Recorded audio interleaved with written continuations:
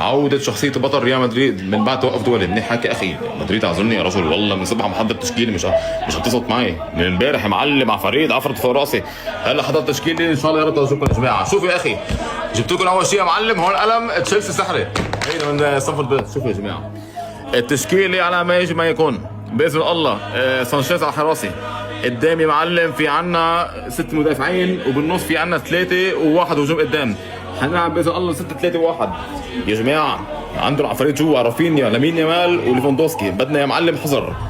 اهم شيء يا جماعه هيدا ممنوع يتحرك.